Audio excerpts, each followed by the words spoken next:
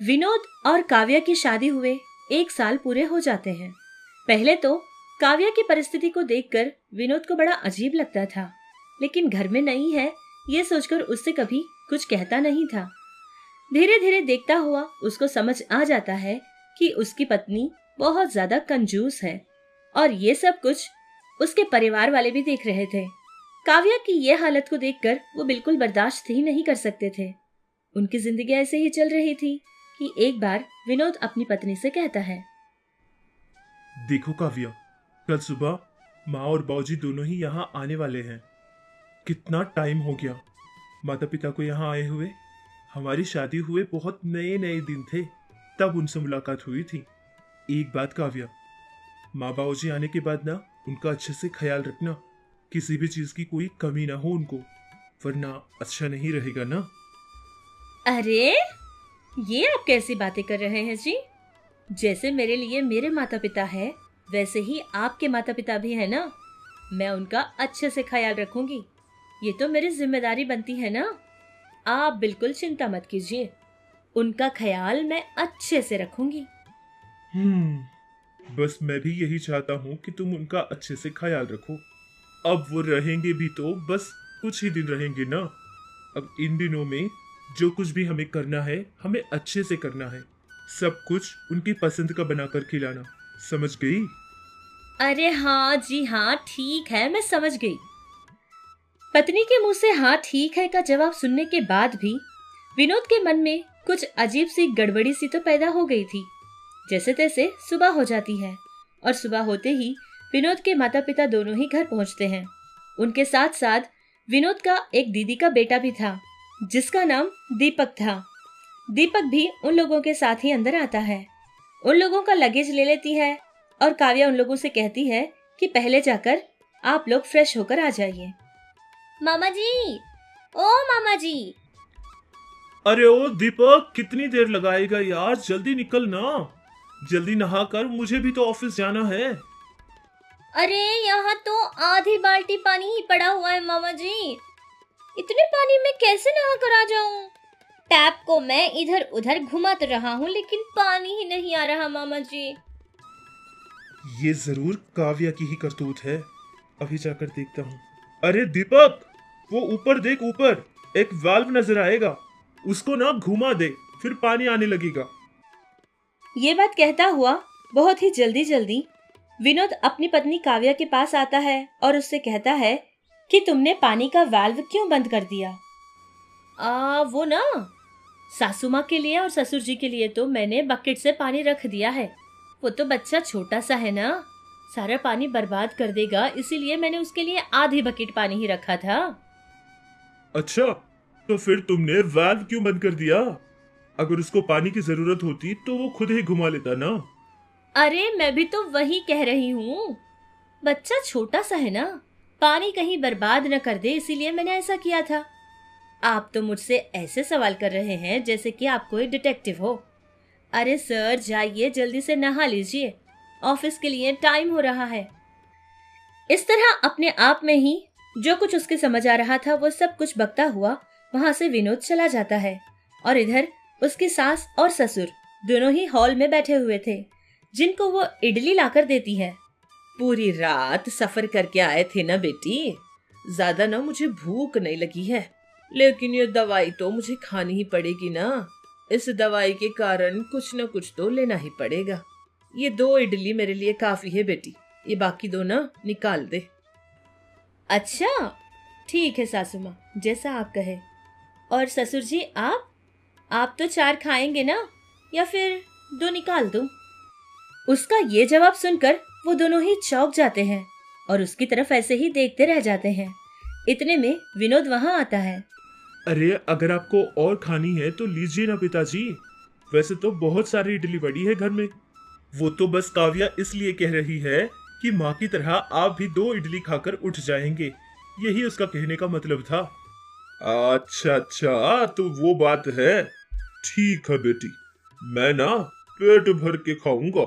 तेरी सास की प्लेट से जो इडली निकाली है वो भी मेरी प्लेट में डाल दे बेटी, मैं ना आराम से खाऊंगा। ये काफी हो जाएंगी क्या ससुर जी? नहीं नहीं, मेरा मतलब है कि अगर आपको काफी नहीं होगी तो मैं और लेकर आऊंगी ना, इसलिए। नहीं नहीं बेटी, काफी है। वो ना, रात में सफर में थे ना, पूरी रात अच्छे से नींद ना आई थी, जिसके कारण जरा सा सर में दर्द हो रहा है। बस एक अच्छी से स्ट्रॉन्ग वाली चाय बनाकर ला दो।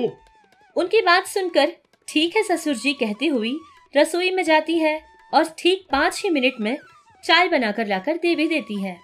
अरे वाह भाई वाह, इतनी जल्दी चाय बनाकर ला भी दिया। मेरी बहू बहुत ही फास्ट काम करती है। अरे बेटी, ये क्या डिकॉशन ही नजर आ रही है? इसमें दूध मिलाना भूल गई क्या? अरे नहीं नहीं ससुर जी, वो तो मैंने दूध मिलाया था, लेकिन ऐसी पतली चाय पीना ना सेहत के लिए बहुत अच्छा है, ऐसे मैंने सुना था। क्यों सासू माँ, आप क्या कहती हैं? हाँ हाँ हाँ बेटी, हाँ, जो तू कह रही है ना वो बिल्कुल ठीक है। लेकिन बात यह है कि मुझे ना चाय पीने की आदत नहीं है बेटी।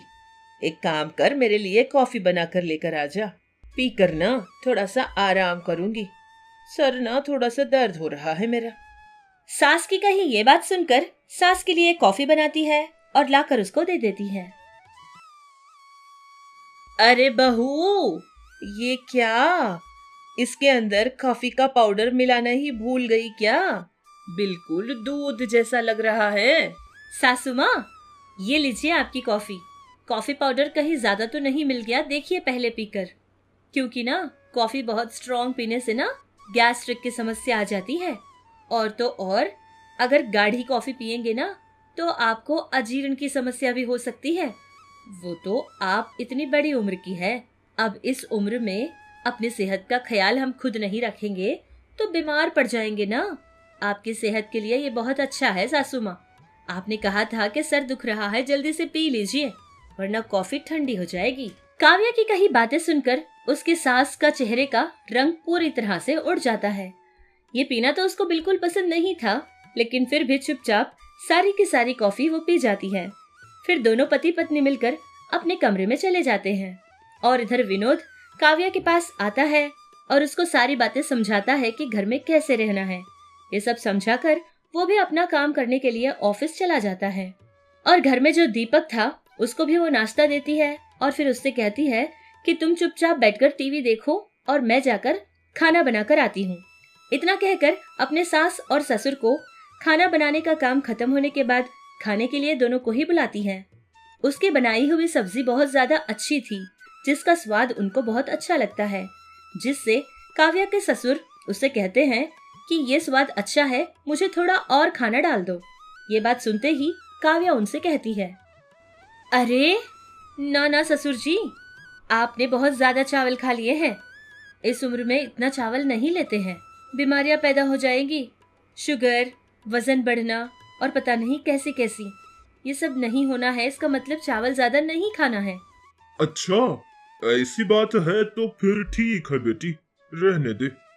अरे बहू, उनका पेट ना शायद भर गया होगा, लेकिन मेरे लिए और लगा दे, मुझे ना थोड़ी सी ज्यादा भूख लगी है।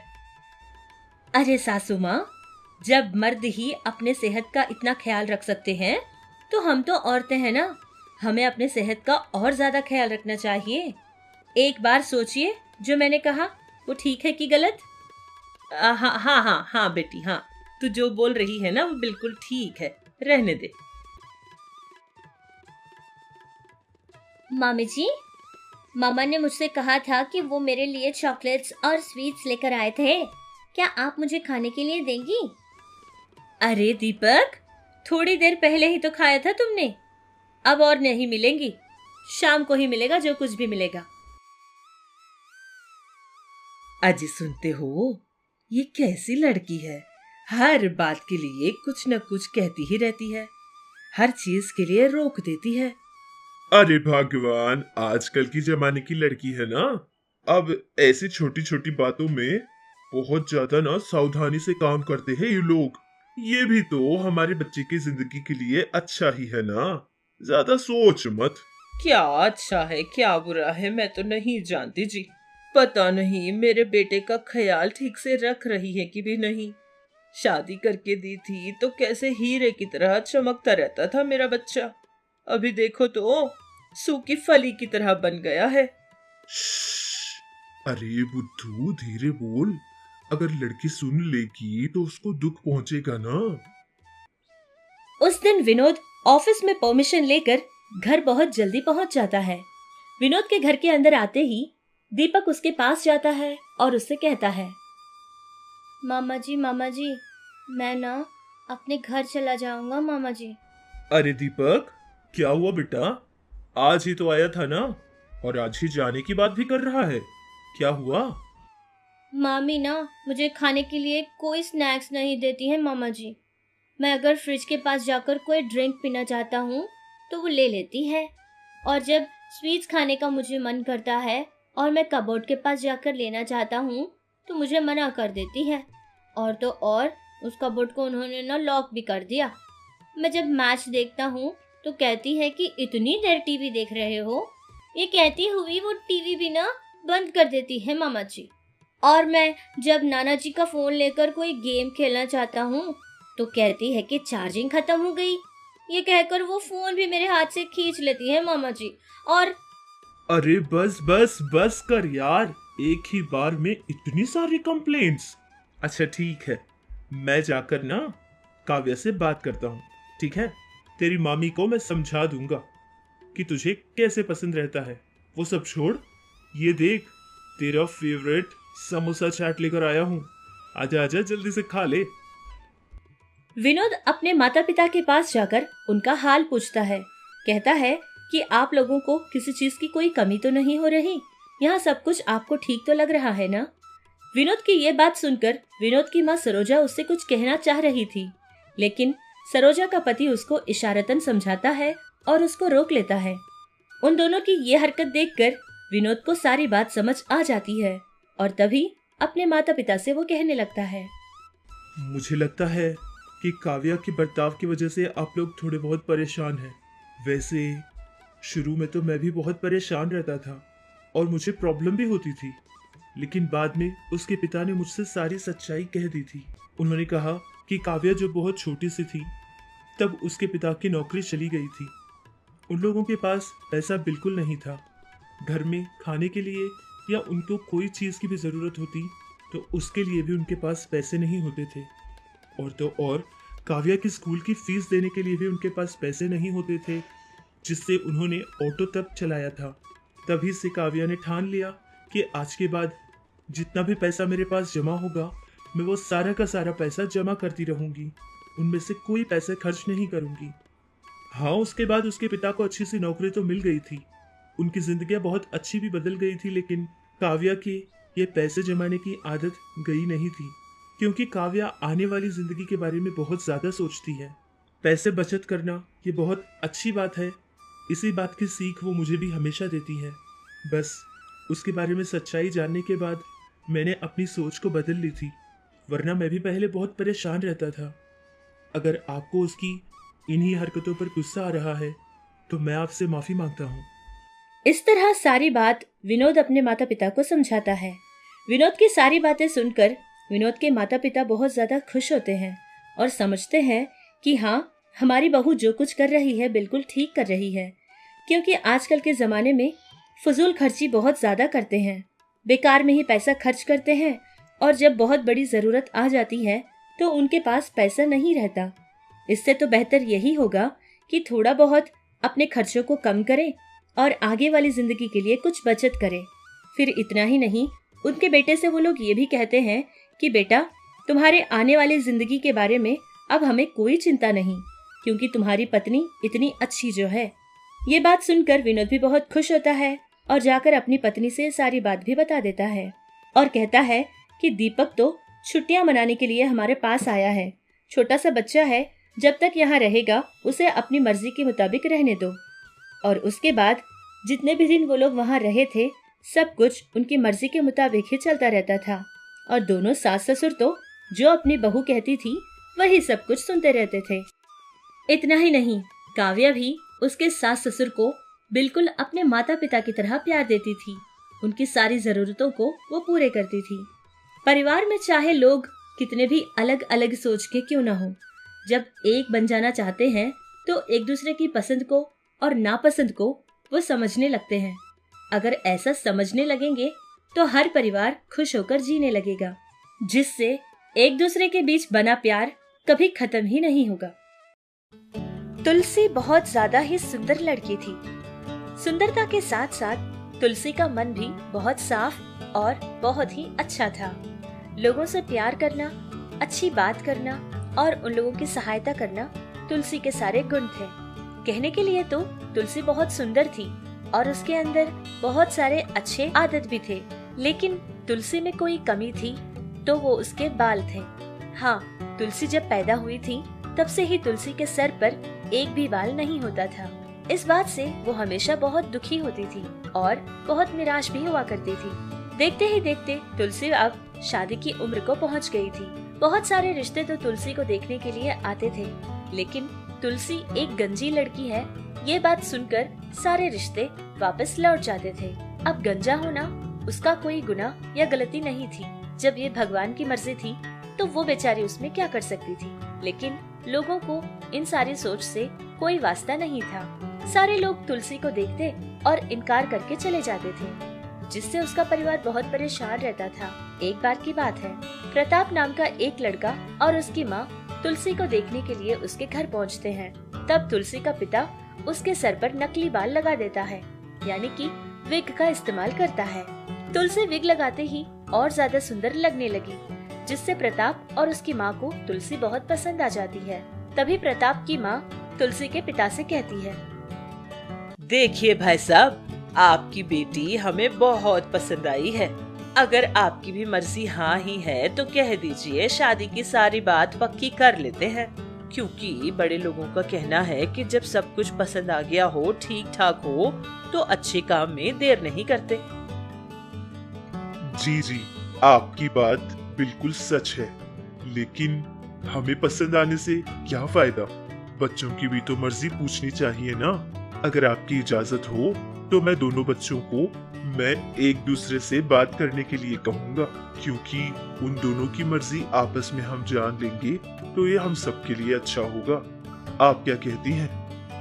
तुलसी के पिता की ये बात सुनकर प्रताप की माँ भी हाँ कहती है, जिससे प्रताप और तुलसी एक रूम में चले जाते हैं और फिर एक दूसरे से बात करने लगते हैं।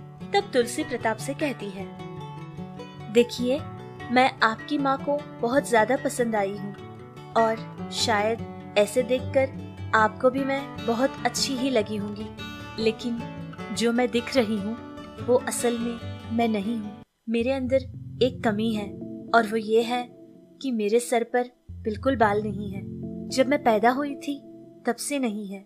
सारे लोग मुझे गंजी कहकर बुलाते हैं। अभी जो आप मेरे सर पर ये बाल देख रहे हैं ना, ये असली के बाल नहीं है, ये नकली बाल है। मेरे पिताजी ने विग का सहारा लिया और मुझे ऐसे तैयार किया।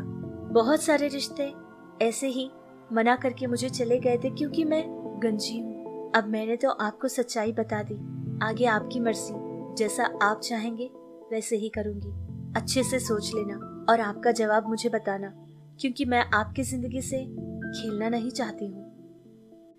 इतनी बात कहकर अपने सर से तुलसी उस विग को निकाल देती है, जिसको देखकर प्रताप चौंक सा जाता है।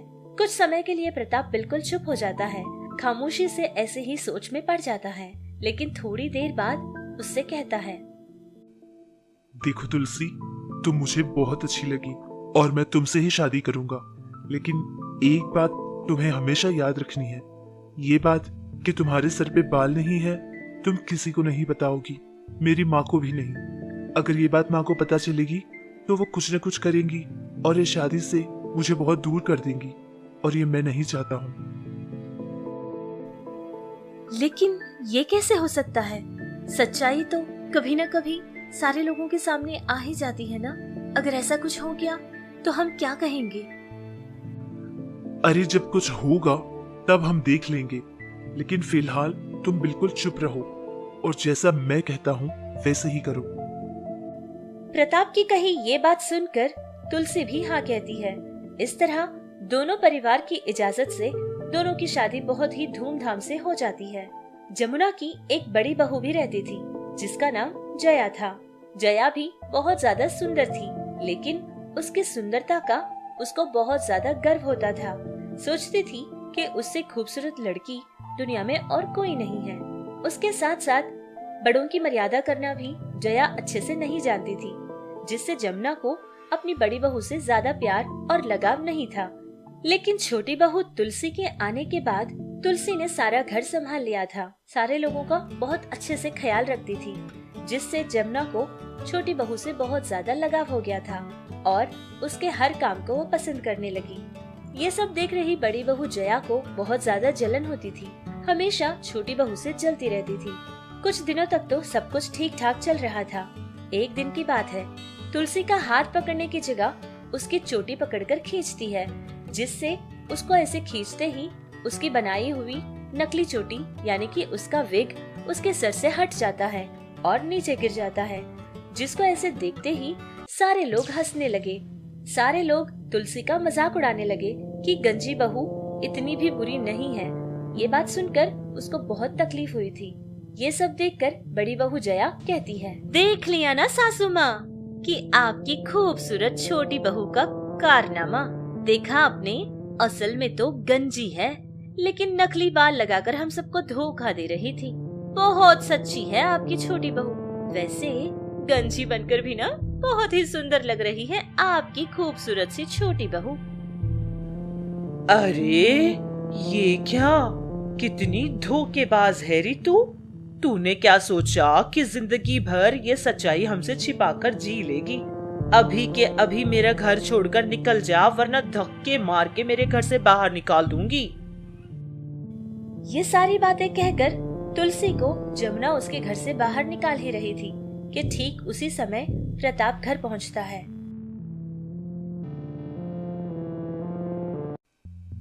रुक जाओ माँ, ये आप क्या कर रही हैं? अरे माँ, तुलसी ने तो कोई झूठ नहीं बोला और ना ही किसी को धोखा दिया, बल्कि तुलसी तो बहुत सच्ची लड़की है माँ। जब हम उसे देखने के लिए उसके घर गए थे, उसी दिन तुलसी ने मुझे सारी सच्चाई बता दी थी, लेकिन मैं ही था जो कि इसको रोका था और कहा था कि ये बात सिर्फ हम दोनों के बीच में रहेगी, क्योंकि पहली बार में ही मुझे तुलसी बहुत अच्छी लगी थी माँ। और वैसे माँ, तुम तुलसी को घर से जाने के लिए कह रही हो? भूल गई हो क्या माँ कि तुलसी ने हमारे घर के लिए क्या कुछ नहीं किया और उसका मन कितना साफ है, वो हम सबकी कितनी इज्जत करती है। माँ, सिर्फ खूबसूरती या श्रृंगार ही एक औरत की अच्छाई नहीं है माँ, बल्कि उसके गुण और उसकी आदतें, ये माँ, ये असली चीज है और यही मुझे चाहिए माँ। मैं तुलसी से बहुत प्यार करता हूँ। अगर आपकी यही मर्जी है कि तुलसी को इस घर से जाना है, तो तुलसी के साथ मैं भी इस घर को छोड़ दूंगा। प्रताप की ये सारी बातें कहने के बाद अब जमुना की आंखों पर से झूठ का पर्दा हट गया था। सारी सच्चाई उसको दिखाई देने लगी और तुलसी का साफ मन भी वो पढ़ रही थी। तब जाकर उसको अपनी गलती का एहसास हो गया था। फिर बहू को अपने पास बुलाकर उससे माफी मांगती है, जिससे तुलसी भी अपनी सास को माफ कर देती है। अब उनका घर खुशी खुशी जीने लगा।